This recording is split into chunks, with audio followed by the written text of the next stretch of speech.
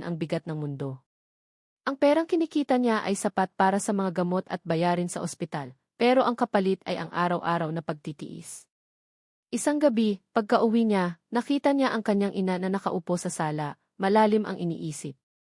"Nay, bakit gising pa po kayo?" tanong ni Jack, nilapitan ito. "Iniisip ko lang, anak," sabi ni Elena, hinaplos ang pisngi ni Jack. "Nakikita ko ang pagod sa mga mata mo. Nahihirapan ka ba sa trabaho mo?" Ngumiti si Jack, isang pekeng ngiti. "Hindi po, Nay. Okay lang po. Pagod lang talaga." "Anak, huwag kang magsinungaling sa akin," sabi ni Elena. "Kilala kita. May bumabagabag ba sa'yo?" Hindi na napigilan ni Jack. Ikinuwento niya ang lahat. Ang pag-promote, ang mga bulungan, ang galit ni Rico. Pero hindi niya binanggit ang tungkol sa litrato. Ayaw niyang bigyan ng karagdagang alalahanin ang ina. Matapos niyang magkwento, niyakap siya ni Elena. "Pasensya ka na, anak. Kung hindi lang dahil sa akin." "Nay, huwag po ninyong sabihin iyan," umiiyak na sabi ni Jack. "Ginagawa ko po ito para sa inyo. Para sa atin." Nang gabing iyon, hindi makatulog si Jack. Ang imahe ng litrato ay pabalik-balik sa kanyang isipan. Ang mukha ng babae. Ang mukha ni Don Alfredo. Bakit ganoon na lang ang epekto nito sa lahat? Kinabukasan, may dala siyang determinasyon. Kailangan niyang malaman ang totoo. Hindi para sa iba, kundi para sa sarili niya. Pagdating sa opisina, maaga pa. Wala pang gaanong tao. Dumiretso siya sa opisina ni Don Alfredo. Naabutan niya itong nag-iisa, nagkakape habang nakatingin sa labas ng bintana. "Sir," tawag ni Jack. Lumingon si Don Alfredo. Nagulat ito nang makita siya. "Jack, anong kailangan mo?" Huminga ng malalim si Jack. Inilabas niya mula sa kanyang bag ang isang maliit na bagay. Isang luma at kupas na litrato ng kanyang ina noong dalaga pa ito. Ang tanging alaala na mayroon siya mula sa pagkabata nito. "Gusto ko lang po sanang itanong," sabi ni Jack, nanginginig ang boses. Kung kilala niyo po ba ang babaeng ito?" Inilapag niya sa mesa ang litrato ng kanyang ina. Nang makita ni Don Alfredo ang litrato, nabitawan nito ang tasa ng kape. Nagkalat ang mainit na likido sa mesa, pero hindi niya ito pinansin. Ang kanyang mga mata ay nakapako sa larawan ng lalaki, puno ng hindi makapaniwalang saya at sakit. Dahan-dahan niyang kinuha ang litrato, ang mga kamay ay nanginginig. Elena D. Bulong nito. Diyos ko si Elena. Nag-angat ito ng tingin kay Jack, ang mga mata ay puno ng luha. "Saan-saan mo ito nakuha? Nasaan siya?" At doon, sa gitna ng opisina, sa harap ng naguguluhang si Jack, gumuho ang mundo ni Don Alfredo de Villa. Ikinuwento niya ang lahat. Ang kwento ng isang pag-ibig na ipinaglaban niya pero tinalikuran siya. Ikinuwento niya kung paano niya minahal si Elena Reyes, ang ina ni Jack. Kung paano sila nagkaroon ng relasyon na tinutulan ng kanyang mga magulang. At kung paano, isang araw, bigla na lang siyang iniwan ni Elena nang walang paalam, nag-iwan lang ng isang sulat na nagsasabing sumama na ito sa ibang lalaki. "Sinubukan ko siyang hanapin," humahagulgol na sabi ni Alfredo. "Pero bigla na lang siyang naglaho na parang bula. Akala ko hindi na niya ako mahal." Habang nagsasalita si Alfredo, ang lahat ng piraso ng palaisipan ay unti-unting nabubuo sa isipan ni Jack. Ang reaksyon ni Don Alfredo sa pangalan ng kanyang ina. Ang pag-promote. Ang litrato sa drawer. Ang kanyang sariling mukha na refleksyon ng mukha ng kanyang ina noong kabataan nito. "Teka lang po," sabi ni Jack, ang puso niya ay kumakarera. "Sinasabi niyo po ba na kayo at ang nanay ko?" Hindi niya matapos ang tanong. Tumango si Alfredo, ang mga luha ay patuloy na dumadaloy. Tumingin ito sa kanya, isang tingin na puno ng 20 taon ng pangungulila at pagsisisi. "Jack," sabi nito, ang boses ay basag. Ako ang ama mo."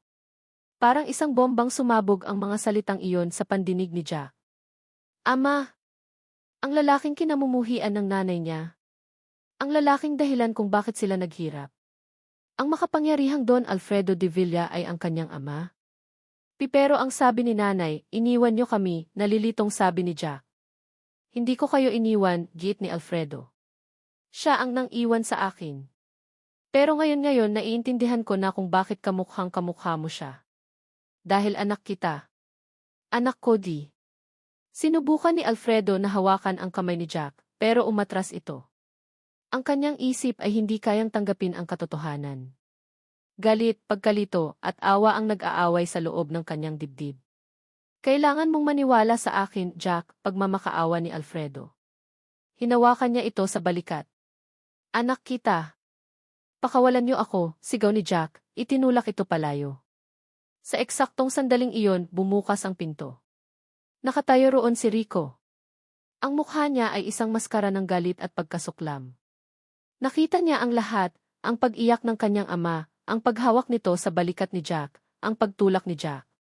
Para sa kanya, iisa lang ang ibig sabihin nito, ang babae ay nagtagumpay sa kanyang plano. Tinatakot na nito ang kanyang ama. Ano nang ginagawa mo sa ama ko? Sigaw ni Rico, mabilis na lumapit at itinayo ang sarili sa pagitan nilang dalawa. Hinarap niya si Jack. Kaya pala, sabi ni Rico, ang bawat salita ay puno ng lason. Ito na ang huling alas mo, di ba? Ang magdrama. Ang magpanggap na biktima. Isa kang manggaganso. Isang blackmailer. Ang akusasyon ay tumama kay Jack nang mas masakit kaysa sa katotohanang nalaman niya.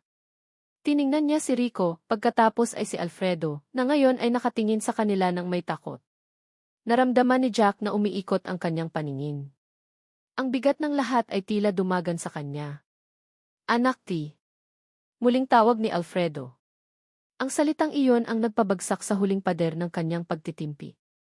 Huwag niyo akong tatawaging anak, sigaw ni Jack sa dalawang lalaki, ang mga luha ay malayang bumuhos mula sa kanyang mga mata. Pagkasabi noon, tumalikod siya at tumakbo. Palayo sa opisina. Palayo sa katotohanang sumasampal sa kanya. Palayo sa dalawang lalaking sumisira sa kanyang mundo.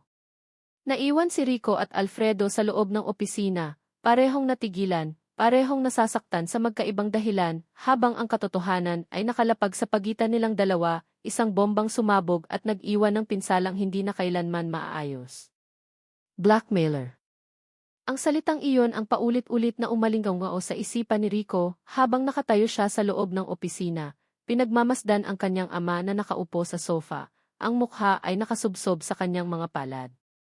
Ang imahe ng pagtakbo ni Jack palabas, na may luha sa mga mata, ay hindi nagdulot ng awa sa kanya.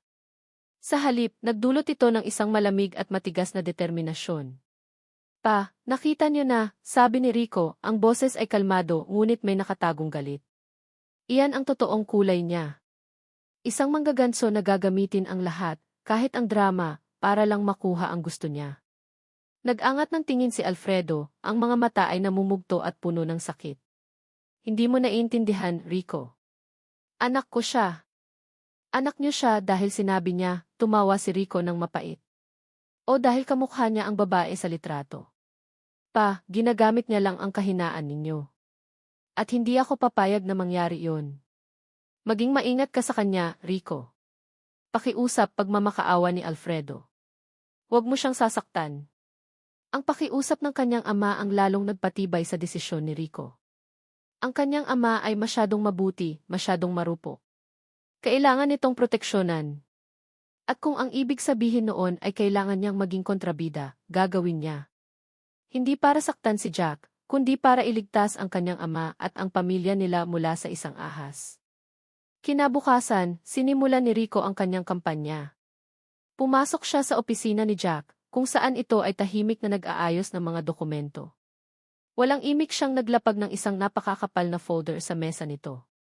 Ang kalabog ay umalingaw sa katahimikan. Ano to, sir? Tanong ni Jack, hindi tumitingin sa kanya. Financial report ng subsidiary natin sa Cebu. Mula sa nakaraang 5 taon. Gusto kong gawan mo ng analysis at recommendation. I-present mo sa akin bukas ng umaga, utos ni Rico, ang boses ay walang emosyon. Sa wakas ay nag-angat ng tingin si Jack, ang mga mata ay puno ng pagtataka. Bukas po agad? Sir, imposible po yan. Kulang po sa isang araw para pag-aralan ang lahat ng ito. Walang imposible kung marunong kang magtrabaho, Gina Reyes, sagot ni Rico. O baka naman hanggang drama ka lang, pero pagdating sa totoong trabaho, wala kang binatbat. Patunayan mong karapat-dapat ka sa posisyon mo. Bukas. Shamgan, sa conference room. Tumalikod siya nang hindi na hinintay ang sagot nito. Mula sa kanyang opisina, pinanood niya si Jack sa pamamagitan ng salaming pader. Nakita niya kung paano ito napayuko, napahawak sa kanyang noo, at pagkatapos ay sinimulang buklatin ang mga papel, ang mukha ay puno ng determinasyon. Tingnan natin kung hanggang saan ang tapang mo, isip ni Rico. Kinabukasan, sa conference room, sa harap ng ilang department heads, ipinipresenta ni Jack ang kanyang report. Halata sa itsura nito na hindi ito natulog. Namumutla ito at may maitim na bilog sa ilalim ng mga mata.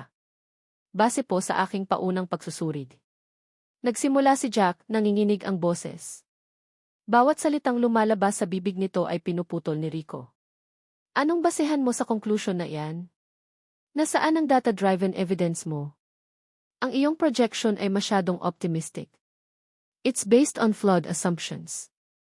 Enneth Reyes, mukhang hindi mo naintindihan ang core business ng subsidiary na iyan. Sunod-sunod ang mga tanong at kritisismo ni Rico. Bawat isa ay idinisenyo para ipahiya ito, para ipakita sa lahat na wala itong alam. Nakita niya kung paano namula ang mukha ni Jack, kung paano ito napayuko sa hiya. Ang ibang mga executive ay nag-iwasan ng tingin, hindi alam kung saan titingin. Ang mensahe ay malinaw, si Jacqueline Reyes ay kalaban ng isang taong hindi dapat lapitan. Pagkatapos ng meeting, nag-iisa na lang si Jack sa conference room, nililigpit ang mga papel. Para kay Rico, hindi pa iyon sapat. Nilapitan niya ito. Nakita mo na. Hindi ito laro, Enneth Reyes. Ito ang totoong mundo. At sa mundong ito, walang lugar ang mga manlolokong tulad mo. Hindi sumagot si Jack. Patuloy lang ito sa pagliligpit, bawat galaw ay kontrolado, para bang pinipigilan ang sarili na sumabog. Ang pananahimik nitong iyon ang mas lalong nagpagalit kay Rico. Inaasahan niyang iiyak ito, magmamakaawa, o aaminin ang kanyang pikasalanan. Pero wala. Tinitiis nito ang lahat. Sa mga sumunod na araw, lalo niyang pinahirapan si Jack. Pinagawa niya ito ng mga report na alam niyang hindi nito sakop. Pinag-inventory niya ito ng mga lumang gamit sa bodega. Inutusan niya itong mag-asikaso ng mga bisitang walang kwenta. Araw-araw, binibigyan niya ito ng dahilan para sumuko. Pero hindi ito sumusuko. Tinitiis nito ang lahat ng walang reklamo, ang tanging nagbago lang ay ang unti-unting pagkawala ng buhay sa mga mata nito. Isang hapon, habang nag-uusap sila ni Beatrice sa opisina nito, natanaw nila si Jack na nagmamadaling lumabas ng building. Ang mukha nito ay puno ng panik, hawak ang cellphone na para bang buhay niya ang nakasalalay dito. Tingnan mo ang babaeng yan, sabi ni Beatrice, umiling-iling. Anong oras pa lang, umaalis na. Ganyan ba ang empleyadong pinagkakatiwalaan ng asawa mo? Hindi sumagot si Rico. May kung anong kumirot sa kanyang dibdib nang makita ang itsura ni Jack. Hindi iyon pagkukunwari. Iyon ay tunay na takot. Pero mabilis niyang iwinaksi ang isiping iyon. Parte lang iyan ng palabas niya, sabi niya sa sarili. Nang gabing iyon, pabalik na sana siya sa kanyang opisina nang marinig niya ang boses ni Jack mula sa loob ng opisina ng kanyang ama. Dahan-dahan siyang lumapit sa pinto, na bahagyang nakaawang. Kailangan na po talaga siyang maoperahan sa lalong madaling panahon, narinig niyang sabi ni Jack, ang boses ay basag at puno ng pagmamakaawa. Kulang pa po kami sa deposito. Sir Alfredo, pakiusap po kahit po advance lang sa sahod ko, kahit gaano katagal niyo pong kaltasan pakiusap po. Pera. Tama nga siya. Sa huli, pera lang ang habol nito. Bago pa man siya makakilos para pumasok at tapusin na ang lahat, isang anino ang dumaan sa kanyang gilid. Si Beatrice. Huminto ito sa tabi niya, nakangiti. Isang ngiting matamis, pero para kay Rico, may dala itong kakaibang lamig. Itinuro nito ang hintuturo sa kanyang labi, hudyat na manahimik siya. Pagkatapos, dahan-dahan itong naglakad papasok ng opisina. Alfredo, mahal. Nariyan ka ba? Malambing na tawag ni Beatrice. Pagpasok nito, nakita nito si Jack at si Alfredo. Oh, may bisita ka pala. At mukhang seryoso ang pinag-uusapan ninyo. Tumingin si Beatrice kay Jack na ngayon ay namumutla at puno ng takot. Isang ngiti ng tagumpay ang sumilay sa mga labi ni Beatrice, isang ngiting hindi nakita ni Alfredo, pero kitang-kita ni Rico mula sa siwang ng pinto. Aba, sabi ni Beatrice, ang boses ay puno ng panunuya. Mukhang lumalabas na ang tunay na kulay ng munting bayani natin. Ang ngiti ni Beatrice ay parang isang matalim na kutsilyo na tumusok sa puso ni Jack. Ang lahat ng lakas na natitira sa kanyang katawan ay biglang naglaho. Nahuli siya. Sa harap ni Ginang de Villa, ang reyna ng kastilyong ito, siya ay isang daga na nasukol sa isang patibong. Beatrice, anong ginagawa mo dito? Tanong ni Alfredo, halatang hindi komportable. Binibisita lang ang mahal kong asawa, malambing na sagot ni Beatrice, lumapit ito at humalik sa pisngi ni Alfredo. Pero ang kanyang mga mata ay nanatiling nakatitig kay Jack, puno ng panunuya. Pero mukhang may mas mahalaga kayong pinag-uusapan. Tungkol sa pera, tama ba ako? Hindi makaimik si Jack. Naramdaman niya ang pamumuo ng malamig na pawis sa kanyang noo. Huwag mo siyang bastusin, Beatrice, saway ni Alfredo. Bakit, Alfredo? Pinoprotektahan mo na naman ba siya? Tumawa si Beatrice. Hindi ba't halata naman? Isang desperadong babae na nagmamakaawa para sa pera. Isang klasikong istorya. Ang tanong lang, ano ang kapalit? Tumigil ka na, sigaw ni Alfredo. Pero hindi nagpatinag si Beatrice. Lumapit ito kay Jack, ang matamis na ngiti ay hindi nawawala sa kanyang mga labi. Alam mo, Hija, bulong nito, sapat lang para marinig nilang tatlo. Sa mundong ito, may dalawang klase ng tao. Ang mga maninila at ang mga sinisila. At sa itsura mo ngayon, alam ko na kung saan ka nabibilang. Pagkasabi noon, umayos ito ng tayo at humarap kay Alfredo. Hayaan mo na siya, mahal. Umuwi na tayo. Hayaan nating lutasin niya ang sarili niyang problema. Hinila ni Beatrice si Alfredo palabas ng opisina, naiiwan si Jack na mag-isa, nanginginig sa takot at kahihiyan. Ang mga salita ni Beatrice ay umalinggaw sa kanyang isipan. Maninila at sinisila. Sa pagkakataong iyon, naramdaman niya na siya ang sinisila. Kinabukasan, pumasok si Jack sa trabaho na may mabigat na puso. Ang pag-uusap nila ni Alfredo kagabi ay walang narating. Ang pagdating ni Beatrice ay tila isang senyales na wala na siyang pag-asa. Umupo siya sa kanyang mesa, sinubukang ituon ang pansin sa trabaho. Ngunit ilang minuto pa lang ang lumilipas, isang grupo ng mga lalaking nakasuot ng barong ang lumapit sa kanya. Ang isa sa kanila ay ang pinuno ng FE Department, at ang dalawa ay mula sa security. FS Jacqueline Reyes, seryosong tanong ng A-head. Oo po, kinakabahang sagot ni Jack. Pinag-uutos ng management na i-check ang iyong computer. Mayroon kaming natanggap na ulat tungkol sa isang posibleng security breach. Nanlaki ang mga mata ni Jack. Security breach. Pero wala po akong ginagawang masama. Standard procedure lang po ito, ma'am, sabi ng security guard, habang ang AE head ay sinimulang kalikutin ang kanyang computer. Ang eksena ay nakaagaw ng pansin ng buong palapag. Ang mga katrabaho niya ay naglabasan mula sa kanilang mga cubicle, nagbubulungan, nanonood. Pakiramdam ni Jack ay isa siyang kriminal na nasa gitna ng isang public trial. Aha! Found it, sabi ng AE head. Itinuro niya ang screen. Lumapit ang mga security guard para tingnan. Sa screen ay isang folder na may pangalang Key Confidential, Ravel Corp. Ano yan? Tanong ng isang security. Binuksan ng AE head ang folder. Sa loob, naroon ang mga dokumento, blueprints, at financial projections ng pinakamalaking katunggali ng De Villa Group. Mga impormasyong katumbas ng milyon-milyong piso. Hindi sa akin yan, sigaw ni Jack, tumayo siya. Wala akong alam dyan. Ngayon ko lang yan nakita. Edith Reyes, mahinahon lang po kayo, sabi ng guard. Pero ang mga file na ito ay nasa inyong computer. At ang logs ay nagsasabing kagabi nyo lang ito na download. Impossible.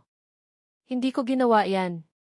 May nag-frame up sa akin, umiiyak na sabi ni Jack, ang mga mata ay desperadong naghahanap ng tulong sa mga taong nanonood. Pero lahat sila ay umiiwas ng tingin, ang iba ay maihalong pagkamuhi at pagkadiri sa kanilang mga mukha. Sa gitna ng kaguluhan, dumating si Alfredo at Rico na naalarma sa ingay. Anong nangyayari dito? Tanong ni Alfredo. Chairman, sabi ng AE head. Nahuli po namin si Ibe Reyes na may itinatagong mga confidential files ng ating kompetisyon. Mukhang isa siyang corporate sisi. Ang salitang SISV ay parang isang putok ng baril. Natahimik ang lahat. Tumingin si Alfredo kay Jack, ang mukha ay puno ng pagkalito at sakit. Jack, totoo ba to? Hindi po. Sir, maniwala po kayo sa akin. Hindi ko po alam kung paano napunta yan dyan. Pagmamakaawa ni Jack, ang mga luha ay bumabaha na sa kanyang mukha. Tumingin siya kay Rico. Ang mukha ni Rico ay isang blankong pader. Walang awa, walang galit, walang emosyon. Isang malamig na pagtanggap lang sa ikatotohanan. Para sa kanya, ito na ang huling pruweba. Ang desperadong babae ay gumawa na ng desperadong hakbang. Dalhin niyo na siya, malamig na utos ni Rico sa mga security. Rico, teka lang, pigil ni Alfredo. Pa, tapos na, sabi ni Rico, ang mga mata ay nakapako kay Jack. Huli na siya. Kailangan nating protektahan ang kumpanya. Dalawang security guard ang humawak sa magkabilang braso ni Jack. Ang kanyang mga gamit ay mabilis na inilagay sa isang kahon. Hindi. Bitiwan niyo ako. Wala akong kasalanan, sigaw ni Jack, nagpupumiglas. Pero wala siyang magawa. Hila-hila siya ng mga security guard, papalabas ng opisina, sa gitna ng mga mapanghusgang tingin ng lahat. Dinaanan niya si Alfredo, na nakatayo lang, hindi makapaniwala. At huli niyang tiningnan si Rico. Sa isang saglit, sa gitna ng blankong ekspresyon nito, may nakita siyang isang kislap. Isang kislap ng pag-aalinlangan. Isang tanong sa mga mata nito na hindi nito masabi. Pero mabilis itong nawala, napalitan muli ng malamig na pader. Habang hinihila siya palabas ng gusali, papalabas sa trabahong sandali niyang inakalang pag-asa, naramdaman ni Jack ang tunay na kahulugan ng pagkatalo. Wala na siyang trabaho. Wala na siyang pera. Wala na siyang dignidad. Ang pangalan niya ay nadungisan. At ang pinakamasakit sa lahat, ang dalawang lalaking konektado sa kanyang dugo ay nakatayo lang doon, pinanood siyang itapon na parang basura. Sa sandaling iyon, sa harap ng naglalakihang gusali ng De Villa Group, naramdaman ni Jack na nawala na sa kanya ang lahat. Tapos na. Iyon ang paulit-ulit na sinasabi ni Rico sa kanyang sarili habang pinagmamasdan niya ang pag-alis ng security van na naglalaman ng mga gamit ni Jack. Sa wakas, tapos na ang gulo. Ligtas na ang kumpanya. Ligtas na ang kanyang ama. Dapat ay makaramdam siya ng ginhawa. Ng tagumpay. Pero habang nakatayo siya sa bintana ng kanyang opisina, isang kakaibang bigat ang dumagan sa kanyang dibdib. Bakit hindi siya masaya? Bakit sa halip na magdiwang, pakiramdam niya ay may mali? Ang imahe ni Jack habang kinakalagkad palabas ay bumabalik sa kanyang isipan. Ang desperasyon sa mga mata nito. Ang sigaw nitong wala akong kasalanan. At ang huling tingin nito sa kanya, isang tingin na puno ng sakit, pero hindi pagsuko. Hindi ko siya anak sa paraan na iniisip mo, Rico. Ang mga salita ng kanyang ama kanina, matapos ang insidente, ay umalingaw sa kanyang tainga. Hindi pa rin malinaw sa kanya ang lahat, pero iisa ang sigurado siya, ang buong kwento ay mas malalim kaysa sa inaakala niya. Sa mga sumunod na araw, ang hisi ay bumalik sa normal. Wala na si Jack. Wala nang bulungan. Pero para kay Rico, ang katahimikan ay mas nakakabingi. Isang araw, habang naglalakad siya sa hallway, narinig niya ang dalawang janitor na nag-uusap malapit sa water dispenser. Kawawa naman si Jack, no, sabi ng isa. Hindi ako makapaniwalang magagawa niya yon. Napakabait na tao noon. Nga, sagot ng kasama. Lagi yang namimigay ng pagkain sa atin. At minsan, noong kailangan ko ng pera para sa gamot ng anak ko, siya pa ang nagpahiram kahit halatang gipitin siya. Imposibleng espiya yon. Natigilan si Rico. Nagkunwari siyang may kukunin sa malapit para marinig ang usapan. Ang mga salitang iyon, mabait, matulungin, ay salungat sa imahe ng isang corporate na binuo niya sa kanyang isipan. Ang maliit na pagdududang iyon ang naging mitsa. Nang gabing iyon, hindi siya umuwi. Sa halip, pumunta siya sa AE department. Walang nakakaalam, binuksan niya ang server kung saan nakatago ang lahat ng security footage ng kumpanya. Hinanap niya ang footage mula sa gabi bago mahuli si Jack. Pinanood niya ang mga recording mula sa kamera na nakatutok sa floor kung nasaan ang opisina ni Jack. Oras-oras, walang kakaiba. Hanggang sa sumapit ang hating gabi. Halos lahat ng ilaw ay patay na. Walang katao-tao. Pero maya-maya, isang anino ang gumalaw. Isang lalaki. Maingat itong naglakad papunta sa mesa ni Jack. Hindi makita ng malinaw ang mukha nito dahil sa dilim at sa anggulo ng kamera, pero ang kilos nito ay kahina-hinala. Umupo ito sa upuan ni Jack. May kung anong ginawa sa computer. Ilang minuto lang at mabilis din itong umalis. Kinabahan si Rico. Sino ang lalaking iyon? Tinignan niya ang logbook ng mga empleyado.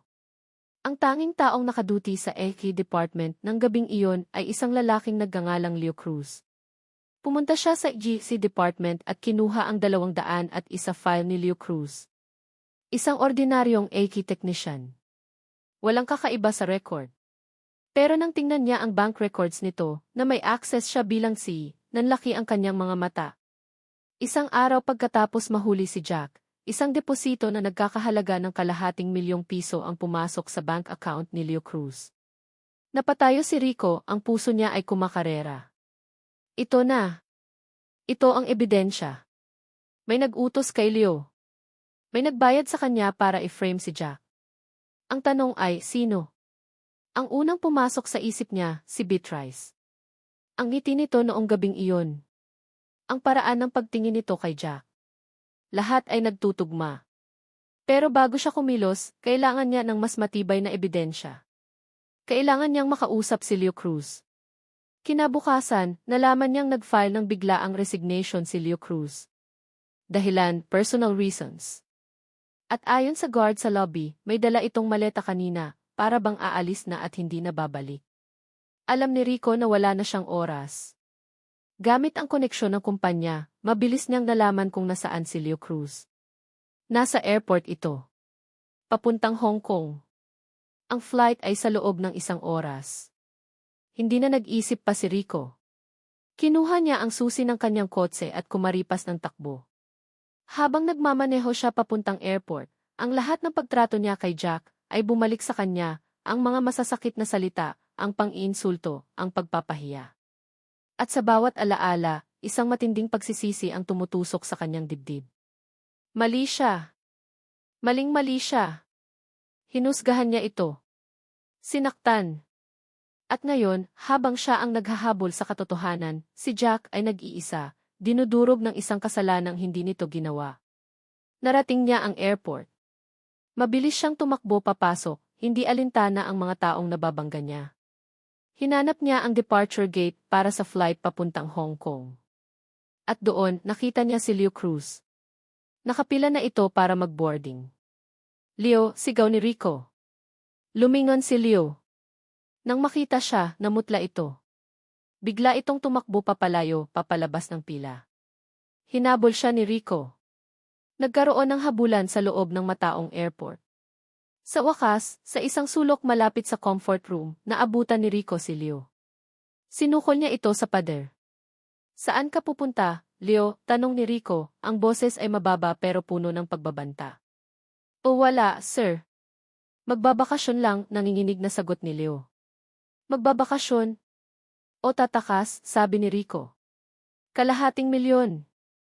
Malaking pera iyan para sa isang bakasyon. Sabihin mo sa akin ang totoo. Sino ang nag-utos sa'yo? Hindi ko alam ang sinasabi niyo, sir. Huwag mo akong subukan, Leo, sigaw ni Rico, hinigpitan ang pagkakahawak sa kwelyo nito. Alam ko na ang lahat. Nakita ko ang footage. Nakita ko ang bank deposit. Isa na lang ang kulang, ang pangalan. Ibuhos mo ang lahat, o sisiguraduhin kong sa kulungan ka pupulutin at hindi sa Hong Kong. Nagsimulang umiyak si Leo, ang takot ay kitang-kita sa kanyang mukha. Pipatawad po, sir. Napilitan lang po ako. Kailangan ko po ng pera para sa pamilya ko. Sino? Muling sigaw ni Rico, ang kanyang pasensya ay ubos na. Sigininang Beatrice po, humahagulgol na sabi ni Leo. Siginang Beatrice de Villa po siya ang nag-utos sa akin. Ang pangalan ay tumama kay Rico na parang isang malakas na suntok sa sikmura. Kahit inaasahan na niya, ang marinig ito ng direkta ay ibang klase ng sakit. Si Beatrice. Ang kanyang inainahan. Ang babaeng nag-alaga sa kanya. Ang nagplano ng lahat. Binitawan niya si Leo at napaatras. Ang buong mundo niya ay tila gumuho. Ang katotohanan ay mas masahol pa kaysa sa kanyang inaakala. Ang mga pader ng maliit na kwarto sa ospital ay tila lumiliit, sinisikip ang paghinga ni Jack. Ilang araw na ang lumipas mula nang palayasin siya sa SCC, pero ang sakit at kahihiyan ay sariwa pa rin, parang isang bukas na sugat. Nawalan siya ng trabaho. Nadungisan ang kanyang pangalan. At ang pera para sa operasyon ng kanyang ina ay nananatiling isang pangarap. Anak T. Ang mahinang boses ng kanyang ina ang pumutol sa kanyang malalim na pag-iisip. Nakahiga si Elena sa kama, maputla at hinang-hina. Ang lagnat nito ay pabalik-balik, isang komplikasyon dahil sa lumalalang kondisyon ng puso nito. Nay, nandito lang po ako, sabi ni Jack, hinawakan ang kamay ng ina. Mainit ito dahil sa lagnat. Patawarin mo ako, anak, umiiyak na sabi ni Elena. Dahil sa akin nahihirapan ka ng ganito. Sana hindi na lang ako nabuhay. Nay, wag po kayong magsalita ng ganyan, mariing sabi ni Jack, pinipigilan ang sariling mga luha. Lalaban po tayo. Gagawan ko po ng paraan. Pero kahit siya, hindi na alam kung paano. Saan siya kukuha ng pera? Sino ang tatanggap sa kanya sa trabaho ngayong ang pangalan niya ay nakakalat na bilang isang espiya? Naramdaman niya ang unti-unting paggapang ng kawalan ng pag-asa. Ang tatay mo di. Biglang bulong ni Elena, tila sinisinat. Kasalanan niya ang lahat. Ang lalaking yon iniwan niya tayo, sinira niya ang buhay natin. Natahimik si Jack. Ang galit ng kanyang ina kay Alfredo de Villa ay isang bagay na kinalakihan na niya. Iyon ang kantang paulit-ulit niyang narinig mula pagkabata. Ngunit ngayon, alam na niya ang kabilang panig ng kwento. Isang panig na hindi niya alam kung paano sasabihin sa ina. Anak, may sasabihin ako sa'yo, pagpapatuloy ni Elena, ang mga mata ay nakapikit na para bang may inaalalang isang masamang panaginip. Ang totoo, hindi niya tayo basta iniwan. Natigilan si Jack. Ano po ang ibig niyong sabihin, Nay? Noong mga panahong iyon buntis na ako sa'yo, humihingal na kwento ni Elena. Masaya kami. Magpapakasal na sana kami. Pero may isang babae ang asawa niya ngayon, si Beatrice. Ang pangalan ay tumama kay Jack na parang kidlat. Pinuntahan niya ako, sabi ni Elena, isang butil ng luha ang pumatak mula sa kanyang mga mata. Sinabi niya kung hindi ako lalayo kay Alfredo, kung hindi ako maglalaho, sisiguraduhin niya ang may masamang mangyayari sa iyo. Sa anak ko. Sa iyo, Jack. Napatakip ng bibig si Jack. Ang lahat ng hangin ay tila nawala sa kanyang mga baga. Binantaan niya ako, anak. Binigyan niya ako ng pera para lumayo. Pinilit niya akong magsulat ng isang liham para kay Alfredo, na nagsasabing sumama na ako sa ibang lalaki, humahagulgol na sabi ni Elena. Ginawa ko, anak. Ginawa ko ang lahat para protektahan ka. Patawarin mo ako kung nilihim ko ito. Ayoko lang na lumaki kang may galit pero iyon ang totoo. Hindi niya tayo iniwan. Pinalayo tayo. Ang kwento ng kanyang ina ay parang isang susi na nagbukas sa huling kandado ng kanyang pagkalito. Biglang nagliwanag ang lahat. Ang pag-iwas ni Alfredo. Ang galit ni Rico. Ang malademonyong ngiti ni Beatrice. Si Beatrice. Siya ang may kagagawa ng lahat. Mula noon hanggang ngayon. Siya ang dahilan ng 20 taon nilang paghihirap. Siya ang sumira sa kanilang pamilya. At siya rin, sigurado si Jack, ang nag-frame up sa kanya. Ang kawalan ng pag-asa na nararamdaman ni Jack ay biglang napalitan ng isang nag-aapoy na damdamin. Galit. Isang dalisay at nagangalit na galit. Hindi para sa kanyang sarili, kundi para sa kanyang ina na isinakripisyo ang lahat. Para sa kanyang ama na niloko at pinaniwala sa isang kasinungalingan sa loob ng 20 taon. Kailangan kong bumalik doon, Nay, sabi ni Jack, tumayo siya. Ang kanyang boses ay kalmado, pero sa ilalim nito ay isang determinasyong hindi matitinag. Anak, wag na, T. Hindi, Nay.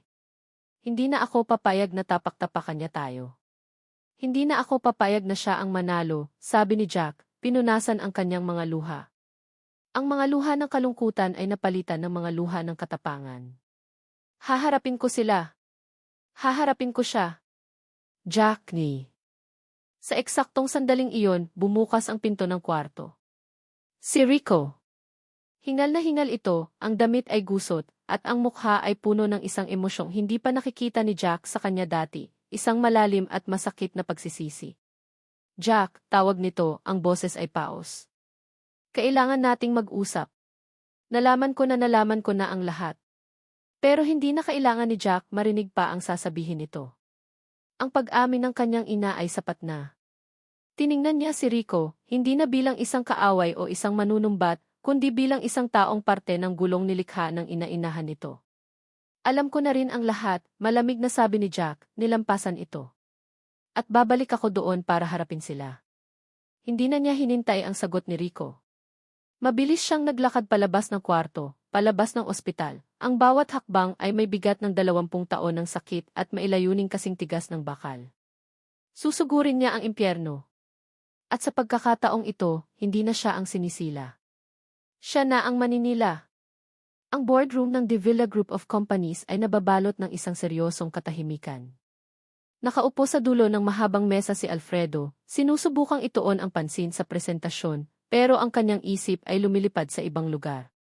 Sa kanyang tabi, nakaupo si Beatrice, ang perpektong imahe ng isang sopistikadang may bahay ng isang chairman, nakangiti at tumatango sa mga nagsasalita. Sa gitna ng isang mahalagang talakayan tungkol sa quarterly earnings, isang malakas na kalabog ang bumasag sa katahimikan. Bumukas ng malakas ang pinto. Lahat ng mga mata ay napunta sa taong nakatayo roon. Si Jacqueline Reyes. Ang dati nilang empleyado. Ang espiya. Ang babaeng ipinalayas nila. Nakatayo siya roon, hindi suot ang uniforme ng janitor o ang blazer ng isang staff. Nakasuot lang siya ng simpleng pantalon at t-shirt, pero ang tindig niya ay tila isang reyna na handang bawiin ang kanyang kaharian. Ang kanyang mga mata ay nag-aapoy, nakatuon sa isang tao lang, si Beatrice. Anong ginagawa mo dito? Sigaw ng isang board member. Security! Palabasin ang babaeng yan. Huwag, sabi ni Jack, ang kanyang boses ay kalmado, ngunit may bigat na nagpatigil sa lahat, pati na sa mga security guard na papalapit na sana. May karapatan akong magsalita. Dahil ang pag-uusapan natin ngayon ay hindi tungkol sa quarterly earnings. Tungkol ito sa 20 taon ng kasinungalingan. Naglakad siya papasok, ang bawat hakbang ay mailayunin. Huminto siya sa gitna ng kwarto, hinarap si Beatrice. Ginang Beatrice de Villa, sabi ni Jack, ang pangalan ay tila isang sumpa sa kanyang mga labi. Naaalala niyo pa po ba si Elena Reyes? Namutla si Beatrice. Ang perpektong ngiti sa kanyang labi ay biglang naglaho. Tumingin siya kay Alfredo, na ngayon ay nakatitig kay Jack, puno ng pagkalito. Hindi ko alam ang sinasabi mo, depensa ni Beatrice, pilit na pinapanatili ang kanyang composure. Talaga po, tumawa si Jack, isang tawang walang saya. Hindi niya naaalala ang babaeng binantaan niyo 20 taon na ang nakalipas. Ang babaeng pinilit niyong iwan ang lalaking mahal niya. Ang babaeng buntis na pinilit niyong isulat na sumama na siya sa ibang lalaki kapalit ng kaligtasan ng anak niya. Bawat tanong ni Jack ay parang isang dagok sa mukha ni Beatrice. Ang mga board member ay nagkatinginan, hindi alam ang nangyayari. Si Alfredo ay napatayo, ang kanyang mga mata ay nanlalaki, dahan-dahang nauunawaan ang sinasabi ni Jack. Sinungaling, sigaw ni Beatrice. Nag-iimbento ka ng kwento. Isa kang desperada na sisirain ang lahat dahil lang natanggal ka sa trabaho. Desperada, umiling si Jack. Hindi ako ang desperada dito, Ginang de Villa. Kayo ang desperada noon. Natakot kayo na mawala sa inyo ang lahat. Natakot kayo na hindi kayo ang piliin ni Ginoong Alfredo. Kaya sinira niyo ang buhay niya. Sinira niyo ang buhay namin. Alfredo, mahal, huwag kang maniniwala sa kanya, umiiyak na sabi ni Beatrice, humawak sa braso ng asawa. Nagsisinungaling siya. Tumingin si Alfredo mula kay Beatrice patungo kay Jack. Ang kanyang mundo ay gumuho. Ang babaeng minahal niya at ang babaeng pinakasalan niya. Sino ang paniniwalaan niya? Sa sandaling iyon, muling bumukas ang pinto. Si Rico. Sa likod niya, nakayuko at nanginginig, ay si Leo Cruz, ang AK technician. Hindi siya nagsisinungaling pa, sabi ni Rico, ang kanyang boses ay puno ng pagsisisi. Humarap siya sa lahat. Ang babaeng ito, turo niya kay Jack, ay biktima. Isang biktima ng isang napakalaking kasinungalingan. Tumingin siya kay Beatrice, ang kanyang inainahan. Ang mga mata niya ay puno ng sakit at pagkadismaya. At ang may kagagawa ng lahat ay ang taong pinagkatiwalaan nating lahat. Rico, anak, anong ginagawa mo? Nanginginig na sabi ni Beatrice. Umpisahan natin sa pinakahuli, sabi ni Rico. Leo, sabihin mo sa kanila ang totoo. Itinulak ni Leo ang sarili paharap. Aaminin ko po, humahagulgol niyang sabi. Inutusan po ako ni Ginang de Villa na magtanim ng ebidensya sa computer ni Emer Reyes. Binayaran niya po ako ng ₱250,000 para gawin iyon. Isang malakas na singhap ang narinig sa buong kwarto. Lahat ng mata ay napunta kay Beatrice. Hindi totoo yan. Sinungaling, sigaw ni Beatrice. Kung ganoon, paano mo ipapaliwanag to? Tanong ni Rico, inilabas ang isang papel. Isang kopya ng bank transfer. Mula sa isang secret account na nakapangalan sa iyo papunta sa account ni Leo. Isang araw pagkatapos mapalaya si Jack. Napaatras si Beatrice, wala nang masabi. Ang ebidensya ay hindi maitatanggi. At hindi lang yan, pagpapatuloy ni Rico.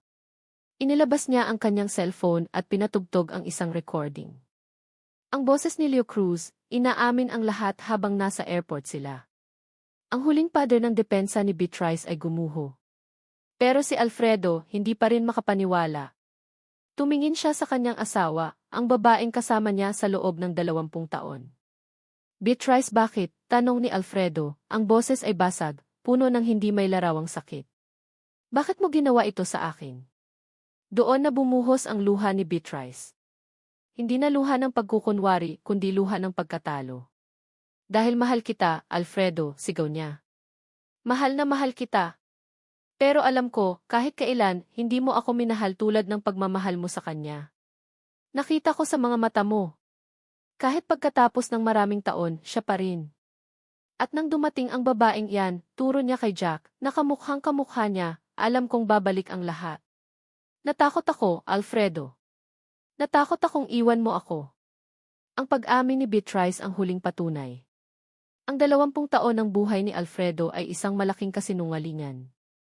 Ang babaeng pinakasalan niya ang siya palang sumira sa kanyang kaligayahan.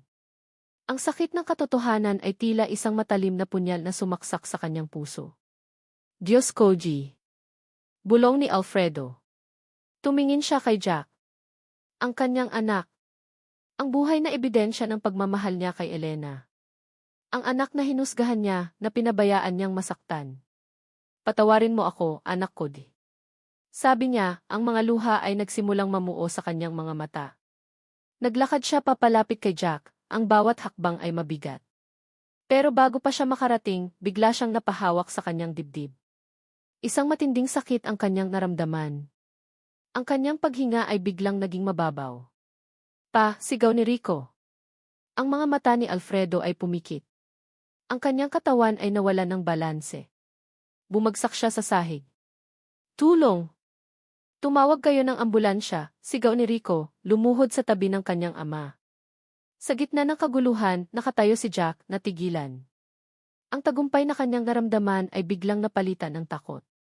Ang kanyang ama, ang amang ngayon niya lang nahanap, ay maaaring mawala sa kanya muli, sa pagkakataong ito, ng tuluyan. Ilang buwan na ang lumipas.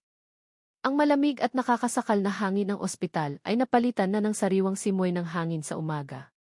Nakatayo si Jack sa veranda ng isang bahay sa probinsya, tanaw ang mga lunti ang palayan. Sa likod niya, nakaupo sa isang rocking chair si Alfredo, balot ng kumot, mas payat ngunit may sigla na ulit sa mga mata. Nalampasan nito ang atake sa puso. Isang milagro, sabi ng mga doktor. Para kay Jack, ito ay isang pangalawang pagkakataon. Masarap ang hangin dito, di ba, anak, sabi ni Alfredo, ang boses ay mahina pa rin pero matatag. Lumingon si Jack at ngumiti. Opo, tay. Ang salitang itay ay hindi na mabigat bigkasin. Sa mga buwan na ginugol nila sa probinsya para sa pagpapagaling ni Alfredo, unti-unti nilang binubuo ang nasirang tulay sa pagitan nila. Walang mahahabang paliwanagan. Walang panunumbat. Tanging katahimikan, pag-unawa at ang mga kwento ni Alfredo tungkol sa pagmamahal niya kay Elena. Si Beatrice, matapos ang eskandalo, ay kusa ng umalis. Nag-iwan ito ng isang sulat na nagsasabing pinagsisisihan niya ang lahat at kailangan niyang hanapin ang sarili. Sumang-ayon sila sa isang tahimik na legal separation. Wala ng kaso, wala ng gulo. Tanging isang malalim na sugat na kailangan ng panahon para maghilom. Pupunta na ako sa bayan, Tay. May bibilhin lang ako, paalam ni Jack. Mag-iingat ka, anak, sabi ni Alfredo.